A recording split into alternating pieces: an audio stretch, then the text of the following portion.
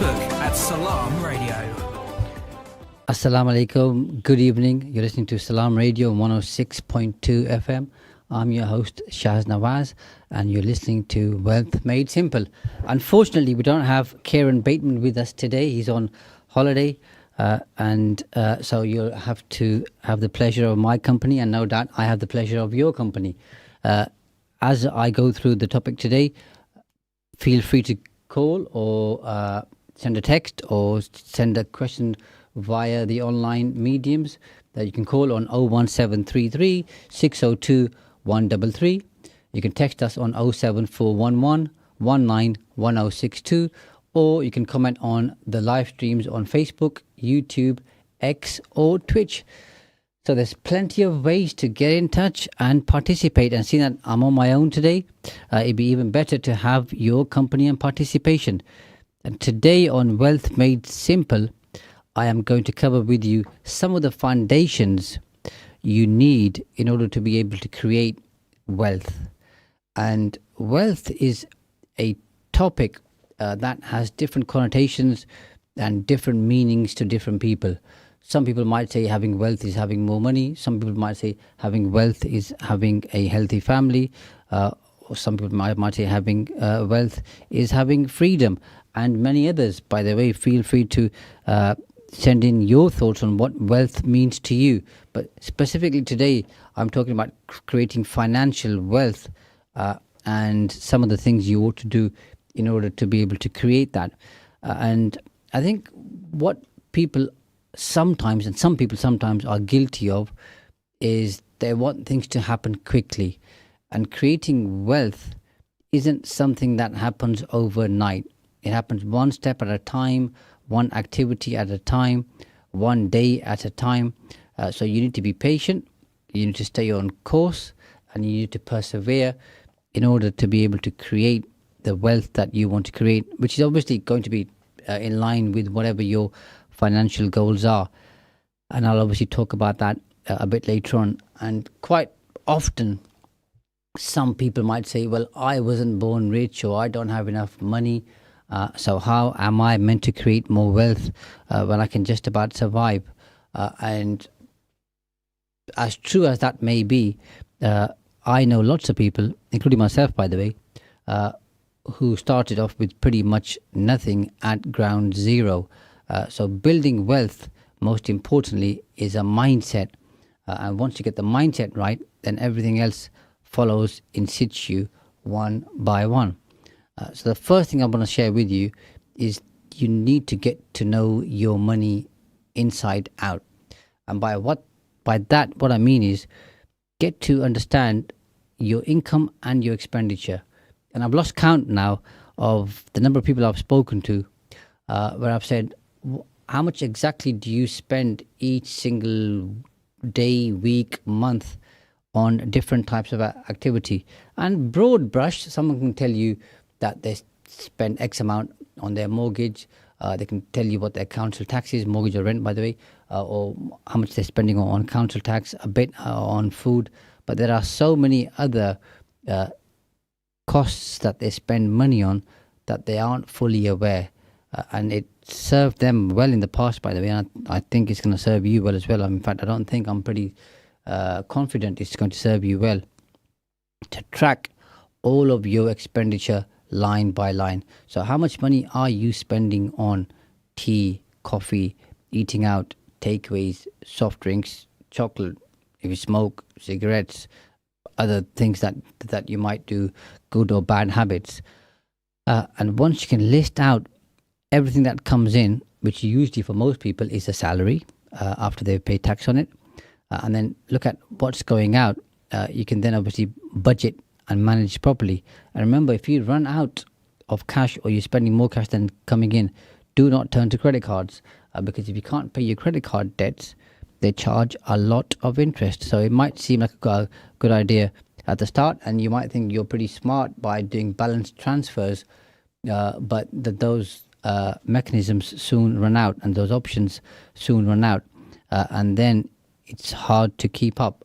In fact, I was talking to somebody last week, and they were telling me they had, I think, about £4,000 in credit card debt, and they'd be making a certain amount of repayments every single month, which is pretty much the minimum payment.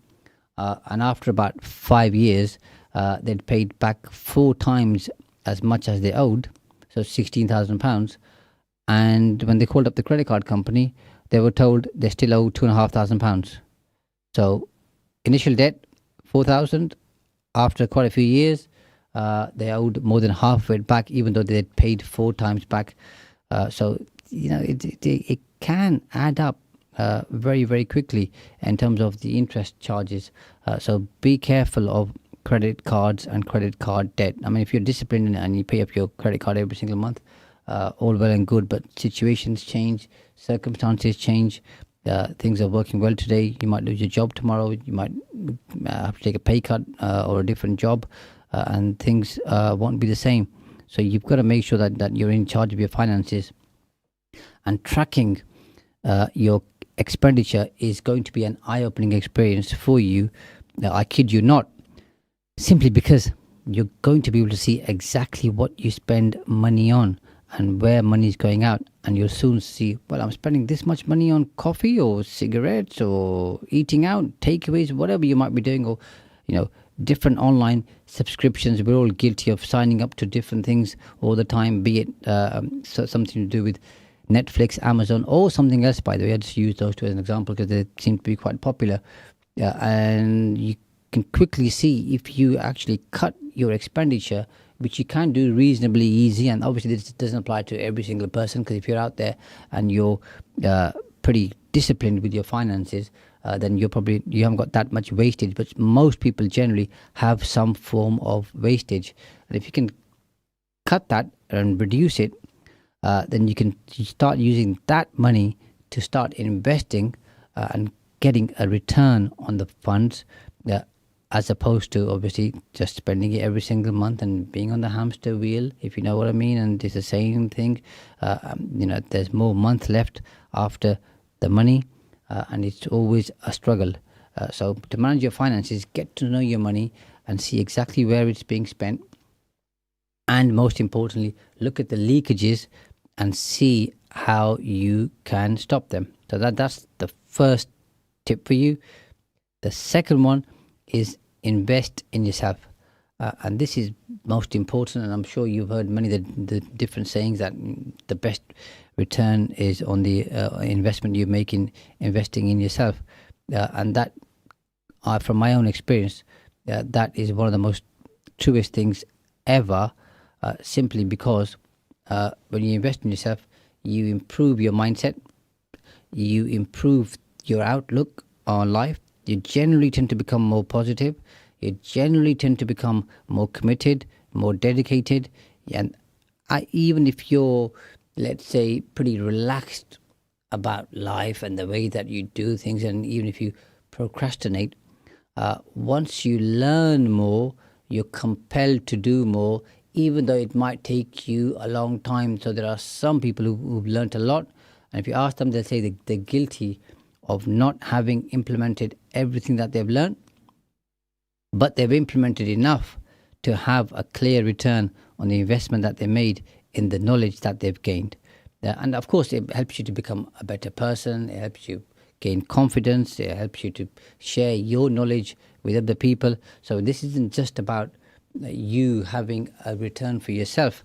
There's a wider perspective here, which is that you can help and support other people out there who are on a journey, and your support might just make that small difference. And I'm sure you've had some experience in life where you've given somebody some advice and they come back to you after a period of time and say, that thing that you told me at the time, and you said it was just a small piece of advice, I actually implemented it and it's really had a profound impact on my life. So investing in yourself is a phenomenal thing to do. And quite often when I talk to people, the number one excuse that they give is, I don't have time.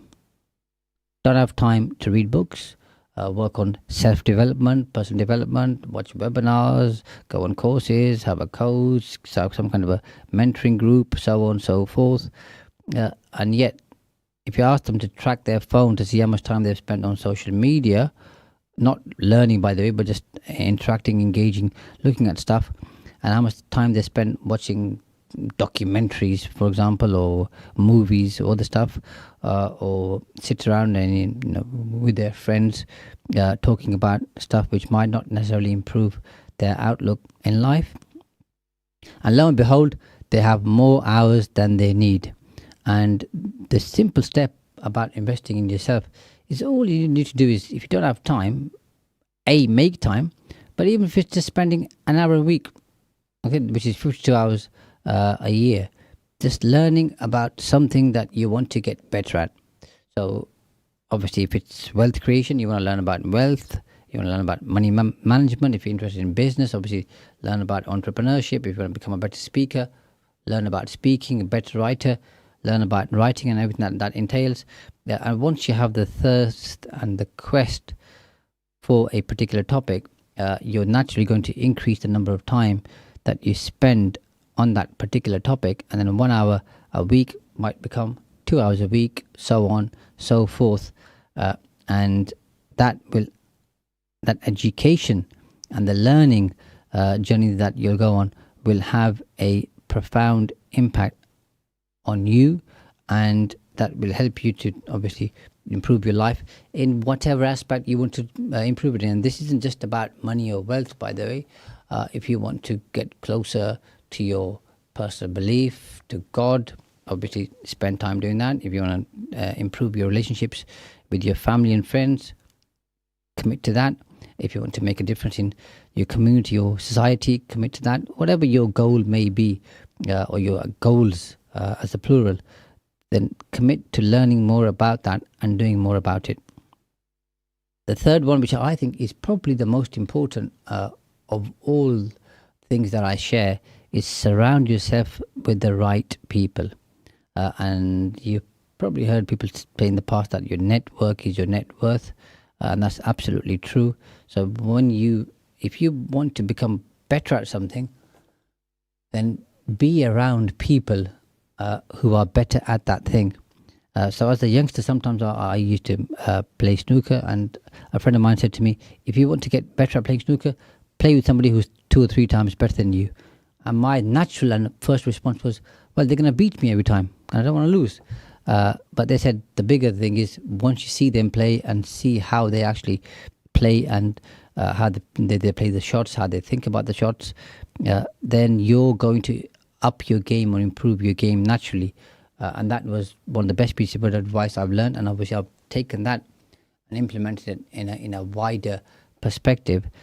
So depending on what you're looking to do, my advice to you is surround yourself with people who are positive, people who actually want to do stuff, and people who actually know about something that you want to either know more about or you want to get better at.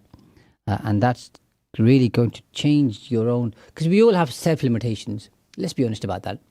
And what we thought we could achieve, let's say 10 years ago, if you look back, most of us, I guess those who've implemented stuff, would say that glass ceiling that they had soon became the floor, and now they've broken through a number of glass ceilings.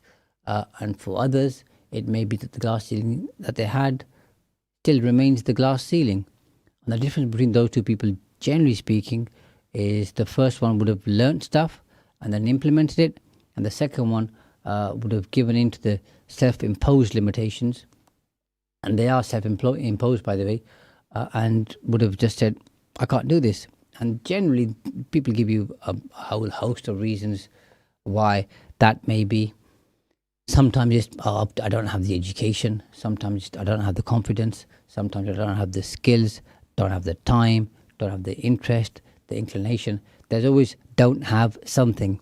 And replace that with I do have something, whatever that thing may be. And all too often I find people have self-imposed limitations, which are really limitations in their own mind. Those probably don't really stop them going out there and achieving what they really want to achieve and what they could achieve. But because they already mentally give in, well, then the game's over. You're not going to be able to achieve, I think whether the quotation is right or not, it's quoted often enough that Henry Ford said, whether you think you can or whether you think you can't, you're right. So whether that's authentic or not, that's not the topic of this conversation. But those words, okay, are as true as any other word spoken. Because if you believe you can do it, then you're going to find a way of doing it. And if you feel, think, believe, understand, comprehend that you can't do it, and because you've already given up, you're not going to do it. It is as simple as that. So these three are the initial mindset things that I think you need to address, overcome, adopt, embrace to help you move forward. Then moving on from this, it's important that you have a healthy relationship with money. And you, generally speaking, in the UK, money is a subject most people don't like talking about. They want to keep it private, and they're not comfortable. And I don't mean sharing all your finances with every single person that you meet wherever you go, but have conversations about money and be comfortable with it, and talk about money to your life partner if you have one, your family, your friends, just generally, so that you're comfortable talking about money. Because like I said, most people aren't comfortable talking about money. They have an aversion to it, and money likes those people who are comfortable with money. And Kieran and I did a whole topic on some of the things money likes, and if you haven't listened to that, go back and find it, and hopefully you'll find that useful, and there'll be some things in there which you probably haven't thought of, and if you implement and adopt them, you'll be able to adapt your life into having a relationship with money that is more healthy than it may be right now. The second thing, which is a really hard thing to do, by the way, is you need to remove from your mind the stories you heard as a child. And these usually are the ones with negative thoughts, negative connotations. So most people who've come from let's say a working class or a background tend to, and I'm one of those, by the way, tend to be brought up with stories where they hear money doesn't grow on trees, money's hard to come by, we're only working to pay the bills. Those people who have lots of money usually end up doing something bad to get the money. Money makes money, so if you're not rich, you're not going to be able to make a lot of money.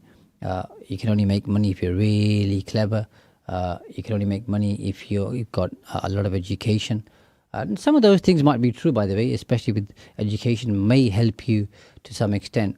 But it's not the be-all, end-all, because education isn't just about going to sixth form or college or post-16, I think it's called today, nowadays, or going to university.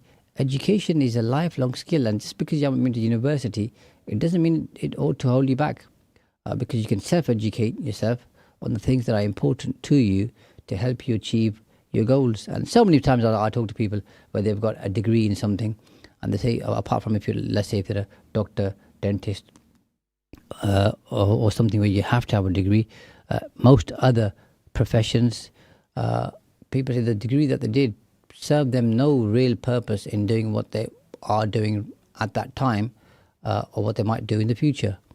So don't let the misfortune, if I can call it that, or the lack of opportunity of not being able to have access to higher education, whether that was a choice or it wasn't a choice, stop you achieving what you want to do. So coming back to the stories, those stories tend to hold us back, and those stories end up forming who we are as a person.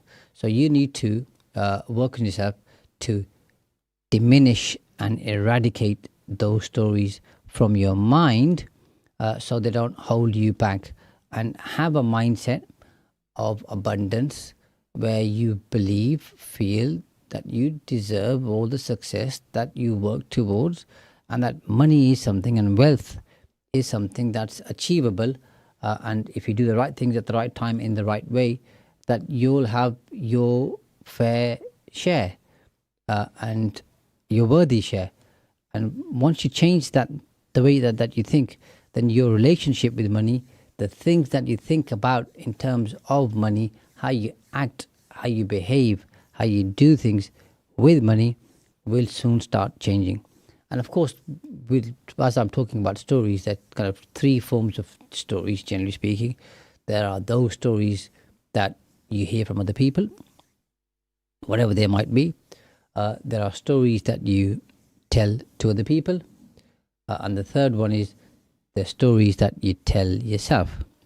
And that third form, the stories that you tell yourself, is the most important form in terms of defining who you are and defining who you could be. Because if you're caught up in regular, routine, frequent negative self-talk, then your outlook, generally speaking, in life and towards what's happening out in the world tends to be negative. But if you're telling yourself positive stories about how good things are, how much better they may be if you do certain things, how much opportunity there is out there, how much abundance exists out there, and all the other positive things you could do, then generally speaking, your outlook will be positive. And if it's positive, then you'll be in a better frame of mind. Because I'm sure you'll agree, when you're in a negative frame of mind, your level of achievement and attainment is going to be nowhere near as good as when you're in a positive mindset and you believe that the world is your oyster, anything's achievable as long as you put your mind to it. So it's very important that we all reframe the stories that we tell ourselves in terms of whatever we're looking to do, and especially when it comes to wealth creation, because I think the majority of this particular pursuit, if I can call it that, or self-pursuit, is mindset. And it's difficult to put a percentage, but I'd say, anything above 50%, maybe 60, 70% is mindset.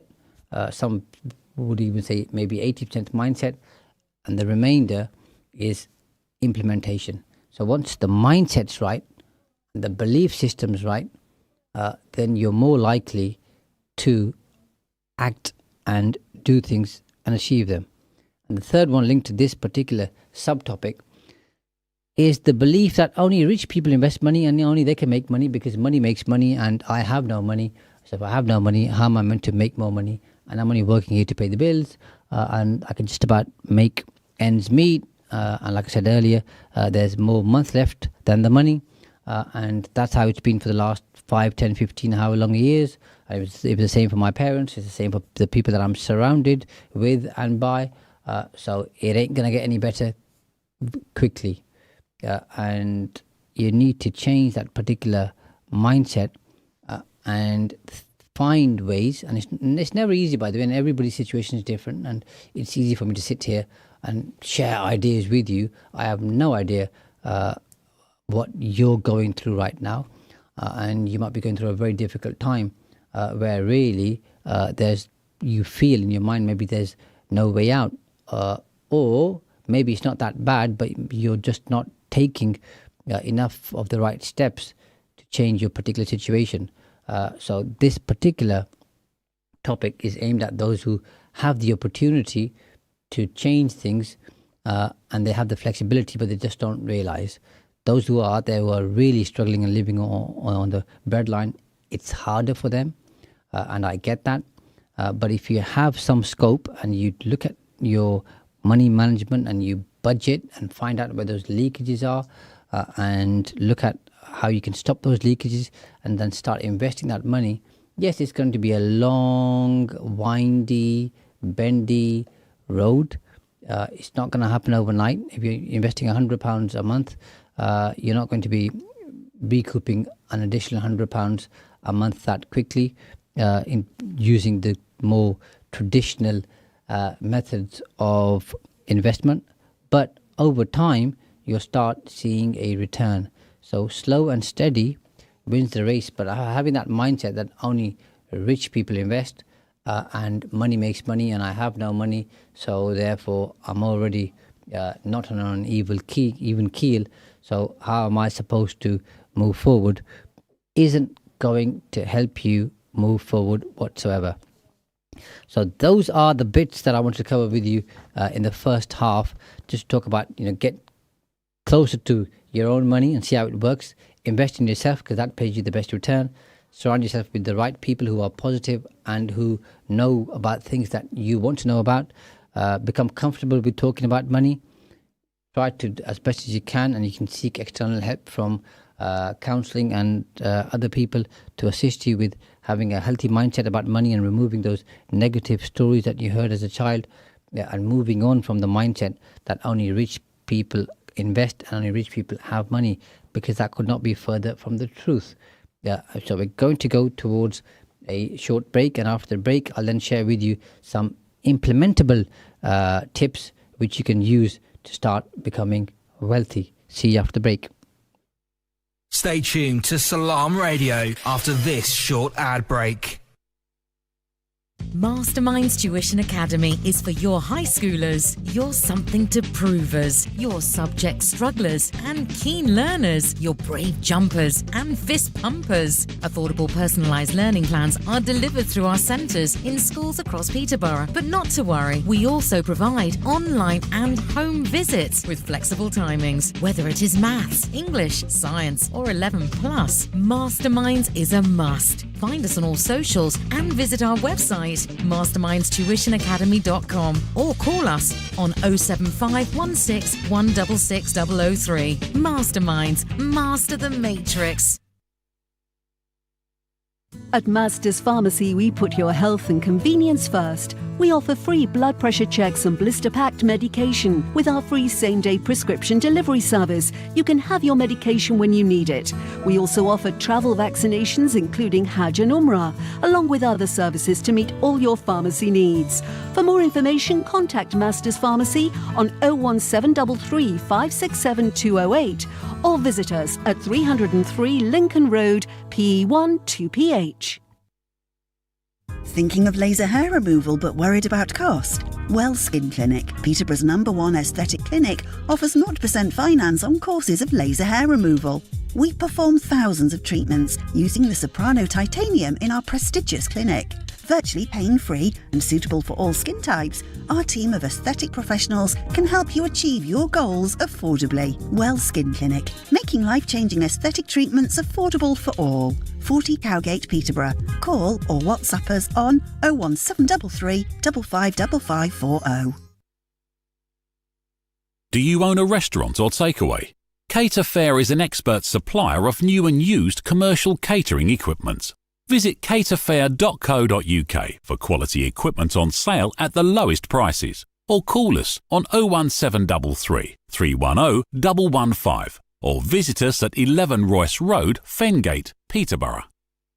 At Cake Inn, all our cakes and slices are freshly baked for that delicious taste. At Cake Inn, we bake 100% vegetarian and halal eggless fresh cream cakes. Delicious flavoured cakes for birthdays and weddings, ceremonies and all other occasions, with free customised messages, even balloons and candles too. Order for delivery or collection from Cake Inn, 489 Lincoln Road, PE1 2PE, and your cake could be ready within 2 hours. Find out more and order online at cakein.co.uk or call 01733 496 584. Mar food store Lincoln Road Triangle te inna rush o balle hoye tusani amba ne pure mulke vich rolle Pakistani सौगातां जी अंब ले लो जामनू ले लो पाकिस्तानी ताजे मिठे अंब ते जामनू आ गए जी यकीन करो जी भाई ना मार फूड स्टोर वाले किन्ने बरियां तो सानू पाकिस्तान तो अपनी ब्रांड दा अंब मंगवा के पूरे यूके नु नश लवांदे आ ते हुण पाकिस्तानी जामनू भी भाई ओ जने ने आ पुत्र Amar Food Stores, Al Mashu, fresh halal meat and groceries. Address 613B Lincoln Road, Triangle, Peterborough. Telephone 01733 687374. Amar Food Stores, Meyar ka naam, Munasib Daam.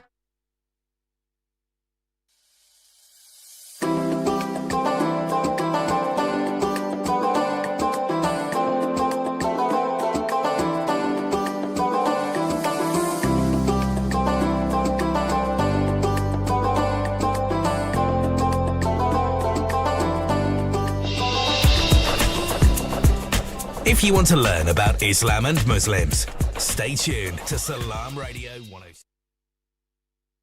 Assalamu alaikum, good evening and welcome back to Wealth Made Simple with Shaz Nawaz, and I'm on Salam Radio on 106.2 FM. And if you just joined us, by the way, then thank you for tuning in. The topic today on Wealth Made Simple is creating the foundations for long-term and sustainable wealth. If you want to join in by asking any questions, or you want to participate, or you want to share your thoughts, which are always welcome, you can call on 01733 602 133, or you can text on 07411 191 062. And as always, you can comment on any of the live streams which are on Facebook, YouTube, X, or Twitch. And I'll be delighted to hear from you because my co-pilot and colleague Kieron is off today, so I'm in the studio on my own. And if you want to participate and give me some company, I would be delighted to hear your thoughts, whether you agree, disagree, not a problem whatsoever. It's good to hear other perspectives.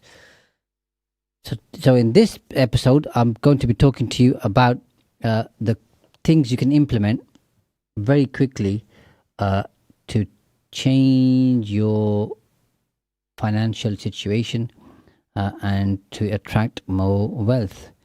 The first one, which might seem very obvious, but it's the obvious stuff that works, and it's the obvious stuff that people miss, is don't spend more money than you earn.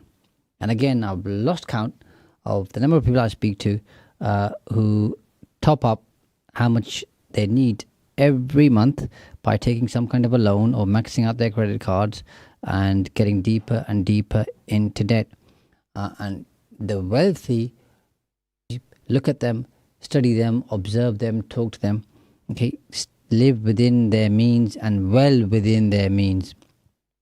They are disciplined about how much money they actually spend. And it's tempting once you get a pay rise to think, okay, now where can I spend the additional pay rise? Because we all are guilty of some extent, or to some extent. And I say all, I mean the majority of the trappings of life. Somebody wants a bigger house, a bigger, better car, or a different car, more holidays or a holiday, more clothes, better clothes, a watch, so on and so forth. Whatever somebody's desire might be, and different people obviously are attracted to different things. But it's, being patient, okay, makes a huge difference. So just don't spend the pay rise, using the earlier example that I shared with you, just because you earned one. Look at how you can invest that. So, and look at all your expenditure and live within your means. And the biggest thing you can do, by the way, here is to set a particular percentage towards the things that you're going to spend money on. So you could say from your salary or your income, the maximum you're willing to spend on your rent or your mortgage is 25% of your income. Could be 30%, could be 35%. Different people will give you a different number, but you choose what you think is the right number. The lower you keep it, the better, obviously. And then do the same for the other regular expenditure that you pay out. Set a cap and a limit, and then stay disciplined and stick to that. And that way, once you've established the key expenditure that you have, and you can then work out how much cash you have left over, or how much money you have left over, and you can then invest that in some form of a return, which will soon start increasing and improving. So that's step number one. Don't spend more money than you earn.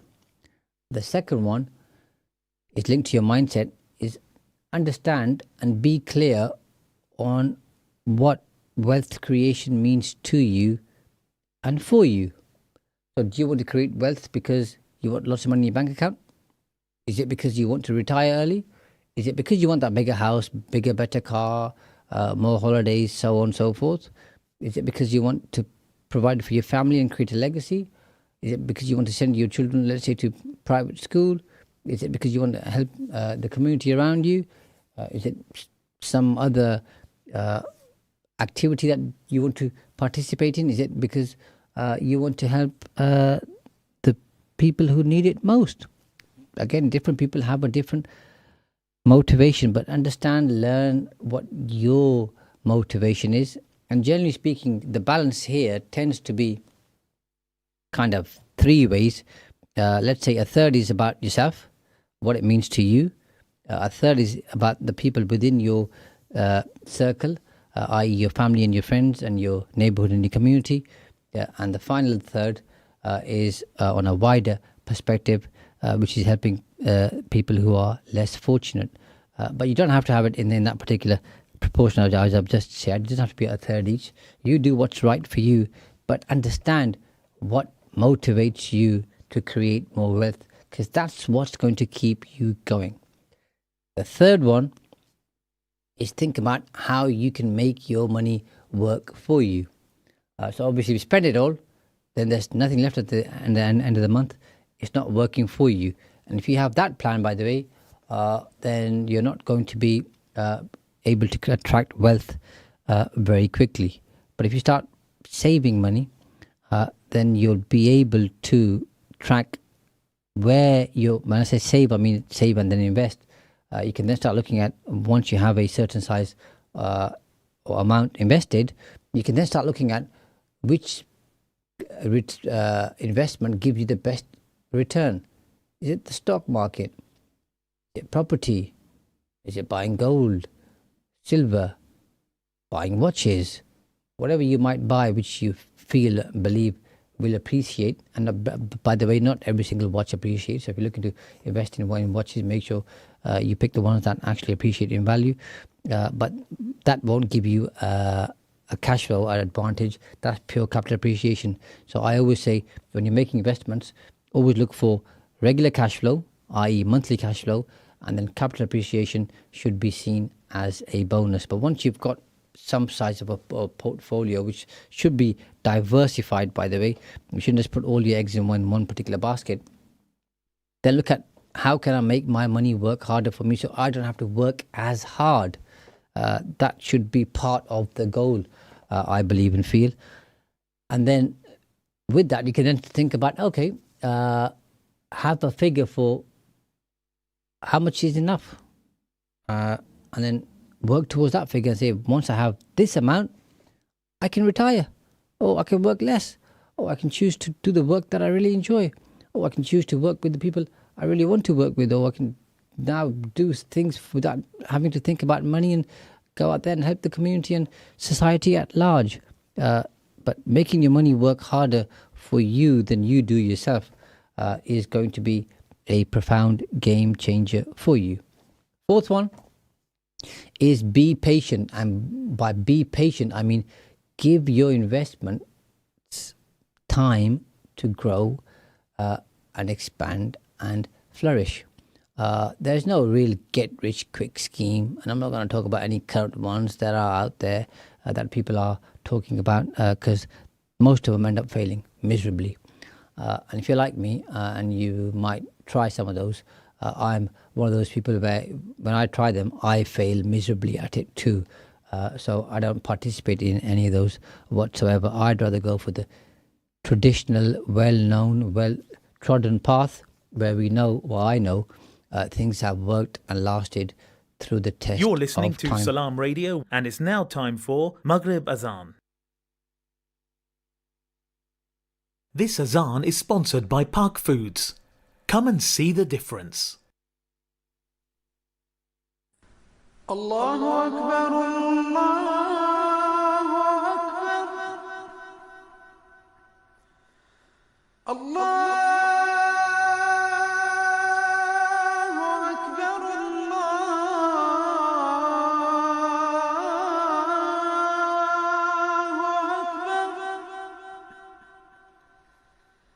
أشهد أن لا إله إلا الله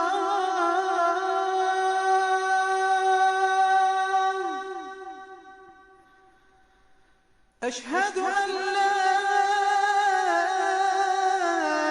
إله إلا الله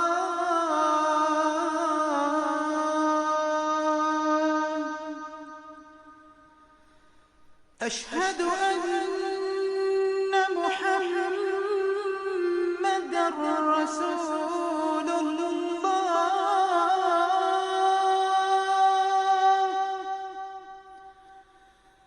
أشهد أن محمد رسول الله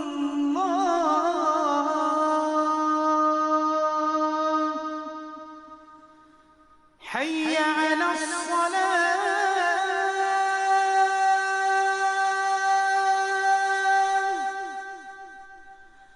حي على الصلاة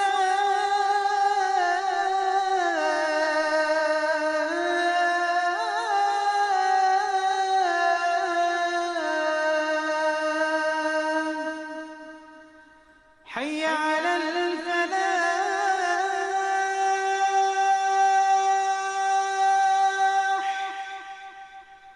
حي على الفلاح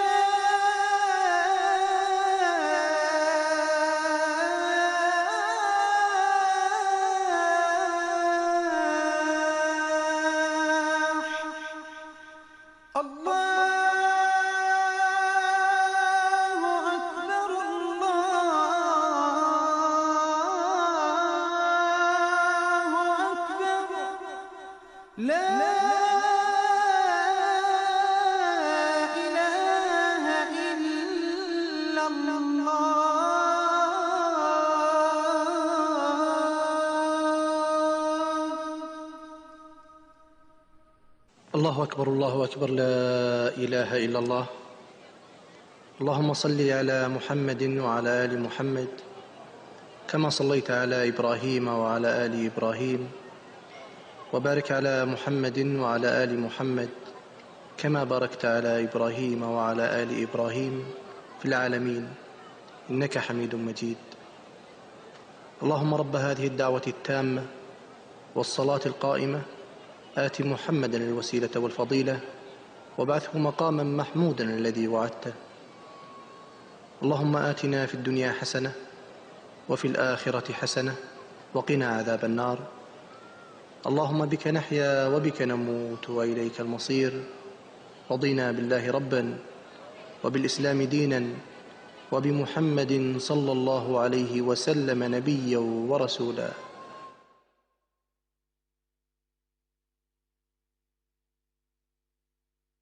In the heart of Cambridgeshire, this is Salam Radio.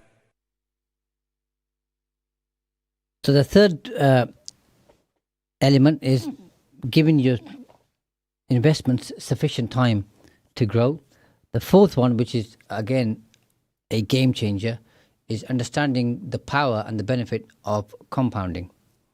So seeing how much money you make and when you invest and reinvest, the return that you get. And people generally kind of talk about this when it comes to interest. So I'll step away from that and just talk about having an actual return on investment. So let's say you invest £100 and your return is 8%. I'm just making that number up, by the way. And so that's £8 a year. And let's say that's the actual, as opposed to capital growth, that's some form of income that you've received. And let's say you're going to pay some tax on it. Just keep it really simple. Let's say you've got £6 left after having paid tax. That isn't the exact number, but I'm just sharing an example with you. And then you reinvest the £6. So in year two, now you've got £100 plus 106. And then you apply the 8% growth on that, so on and so forth. So very slowly, but quickly after, in a way, you'll start seeing a compound effect on the return that you generated, and that's going to compound your overall return over a number of years. So don't underestimate the power of compounding. I think it's Warren Buffett who talks about this and talks about how he's created a substantial amount of his wealth due to compounding, and that's investing and reinvesting. Rather than investing, getting a return and spending the return, curb that particular desire and reinvest it, and you'll see the real power of compounding. It in itself is a game changer. The sixth tip for you to create a strong foundation for creating wealth is understanding the power of leverage. And leverage is, when we're talking purely about wealth, is where you're using other people's resource. So let's say you're investing in property and you've got £100,000 to invest, and you realize you can put £20,000 deposit on a particular house. Again, just making up the numbers to keep it really simple. So you buy 5 houses by putting down 20,000 per house, and then you've got no more money left, and then you stop. And what people tend to do, generally speaking, is wait for some capital appreciation over, say, 5 years, and then they refinance, and then try and pull some more money out, and then reinvest that. But why wait those 5 years? And it doesn't have to be 5 years, by the way, it could be a different period of time. But why wait that long? Why not now try and find people who have money but don't have time, and use their money and your knowledge, okay, and invest with them using their money and your knowledge. And that's how leverage works in terms of money. There's leverage in terms of network. There's leverage in terms of knowledge, resource. So leverage doesn't just have to be about money, but when we're talking about wealth creation, then leveraging other people's network, their know-how, and the access to funding or money, again, is going to be a game changer for you over time.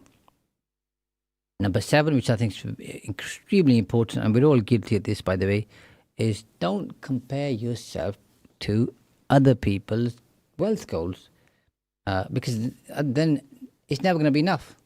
So you first compare to people who are your friends, let's say, then your peers, then your neighbors, then your relatives, and then as you become more and more wealthy, you're always looking up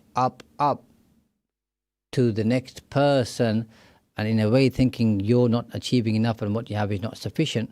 Yet when you look around, what you've achieved is more than sufficient. So being grateful and having gratitude for where you are, and looking at people who are behind you on the journey, okay, is going to give you more positive reward than thinking next, and trying to climb that greasy pole and ladder, thinking what you have is not enough. So don't compare your goals to anybody else, be it their goals be bigger or smaller. Compare your goals to yourself and what's important to you. And that isn't just about wealth creation, by the way. This applies to all walks of life. Don't compare your life to anybody else's. Compare your life to what you want to achieve, and think about what you want to improve, if you want to improve it, what you want to change, if you want to change it, and stay within that confinement. You'll have more solace, you'll have more gratitude, and you'll see bigger and better results, because you'll be focusing on yourself rather than focusing on other people. Number 8 is do not take shortcuts. Everybody wants a shortcut. So when I'm out there, out and about speaking, quite often I get asked, what's the one thing that I can do to change my finances, my business, okay, my way of thinking about wealth, or my financial situation, so on and so forth. And if somebody doesn't ask about the one, they usually ask about the 3. But there is no 1 and 3, by the way. Today I'm sharing with you quite a few different tips, because there are quite a few different tips, and you have to implement pretty much all of them in order to see results. So don't look for shortcuts. Look at what more can I do to achieve what I'm looking to do, rather than thinking what's the least that I can do. Because those who think least think lack, those who think most think abundance. And guess what? The ones who are thinking abundance are the ones who achieve. Number 9 is never stop learning. And you'll have heard the kind of reasonably well-known saying, the more you learn, the more you earn. And that is absolutely true. So learn about stuff that you're interested in. And a friend of mine once told me, there's no such thing as uninteresting topics. All there is uninterested people. So learn about things that you're interested in, and improve your day every day by spending a bit of time learning about whatever you want to learn about. Whether you spend 5 minutes, 10 minutes, an hour, and the more time you spend, the more fruitful it's going to be for you. Number 10 is think about how you can create greater value to generate more wealth. So how can you make yourself more useful to the service of others? Because if you do that, you're creating more value, therefore you're more valuable. Then when we talk about leverage, when we talk about wealth goals, then when we talk about learning, all of these things interconnect with this thing here, because when you have more value to people, then people will be of more value to you, because naturally they'll want to help and support you to achieve what you're looking to achieve. So those are the 10 points that I think you ought to know about. Now you might be asking, well, how do I go about creating more income?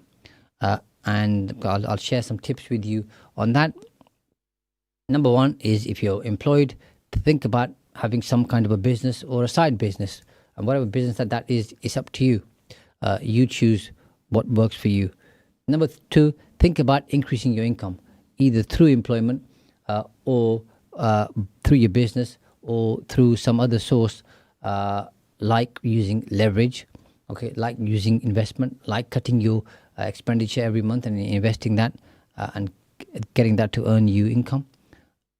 Third, improve your skill set in terms of wealth creation, in terms of money management, in terms of having a better mindset.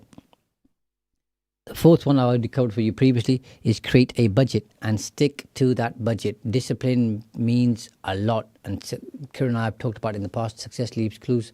Well, the people who are most successful are the ones who are the most disciplined usually. So be disciplined.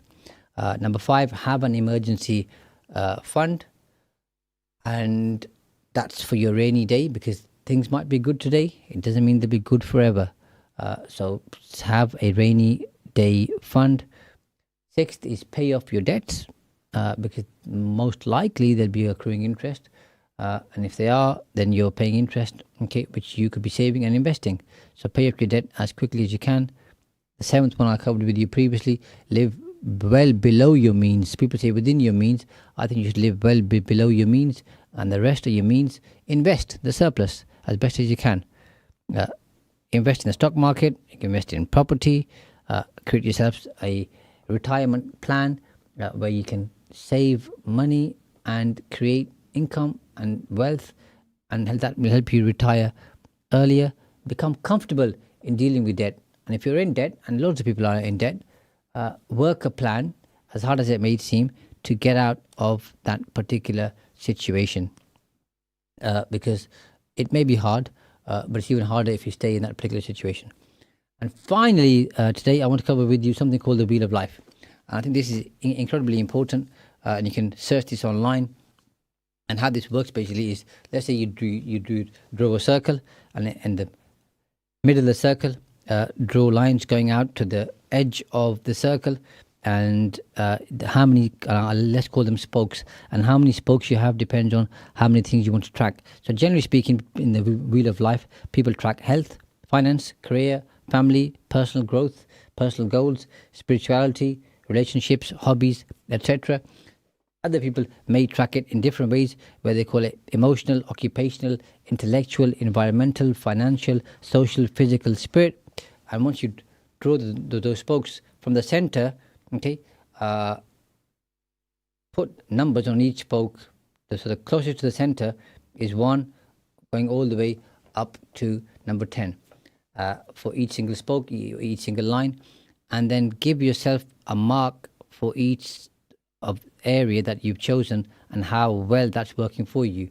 And you'll see it's not going to be a clear 10 in each area. Some may be 2, some may be 3, some may be 5. So you'll create another diagram within the circle, which will look quite odd, and it'll be up and down with ebbs and flows, peaks and troughs in terms of the way it looks. And use that then to see which areas of your life you want to improve. So if health's down, focus on health. Finance is down, focus on finance. Career, family, so on and so forth. And then create a place where you have, let's say, 8 out of 10 for all of them, 9 out of 10, and aspire towards 10 out of 10. And the Wheel of Life will give you direction in terms of where you're lacking and where you ought to focus. And of course, in that, I've said finance. Instead of finance, you could have wealth. And that covers all of the kind of main important things for you in your life. And that will give you direction. So that's all I have time for today in terms of covering the foundations for creating wealth.